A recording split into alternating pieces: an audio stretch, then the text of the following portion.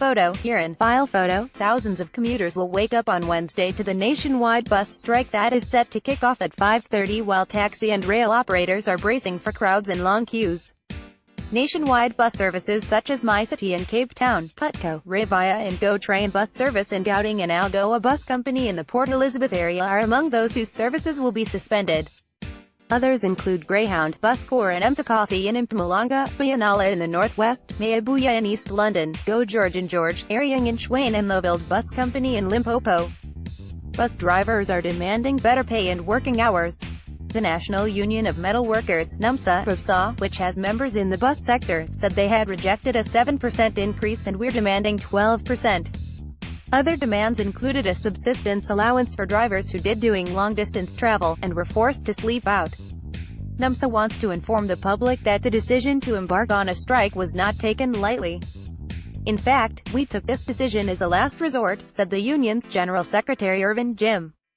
He urged bosses to return to the negotiating table as soon as possible for a quick settlement. Obviously our taxi ranks are going to be packed, said Central Unity Taxi Association (CUTA) chairperson Ernest Stofile. While having no beef with the bus drivers' strike, CUTA is expecting Wednesday to be very busy, and will start operations earlier than usual at 4 o'clock. However, Stofile said taxi owners were bound by very strict route permits, so they may not go off-route for commuters. Going off-route would lead to permits being revoked, so there are areas where they will not be able to operate.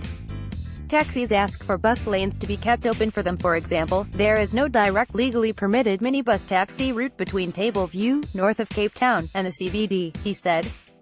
This is due to agreements that set in place the integrated rapid transport system, which includes the MyCiTi bus, whose drivers will also be on strike. Instead, to travel to Cape Town CBD for work by minibus taxi, Tableview residents will have to catch a taxi to the Joe Slovo taxi rank, and then change taxis to catch a taxi into the CBD. The return journey is done in reverse. Stofile said it would be a great help to taxi drivers if private vehicles kept the right-hand lane of the N2 open for them for ferrying commuters to work and back.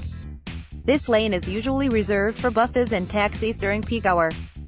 J.P. Smith, member of the Mayoral Committee for Safety and Security and Social Services for the City of Cape Town, urged drivers of private vehicles to obey the law in this regard. I have no clue how I am going to get into town tomorrow, said one student at the MyCiTi Civic Center terminus in Cape Town.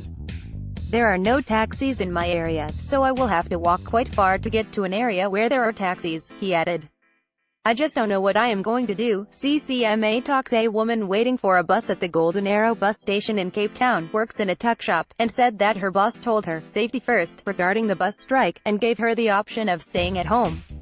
So I will probably stay at home, said the woman, who was not sure if she would get her pay for the day of work she would probably miss.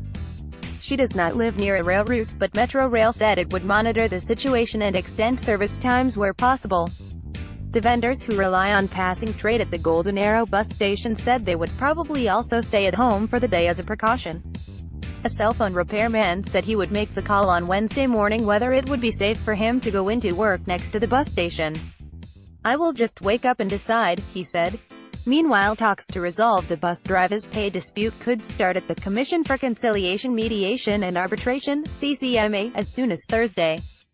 Unfortunately, we were not able to stop the strike, but we hope to start at the CCMA on Thursday, said Gary Wilson, Secretary-General of the South African Road Passenger Bargaining Council on Tuesday afternoon. Comment was not immediately available from the CCMA, but South African Transport and Allied Workers Union spokesperson Bojanala Sabella said the union had just received the news that the CCMA would intervene. Source: News 20.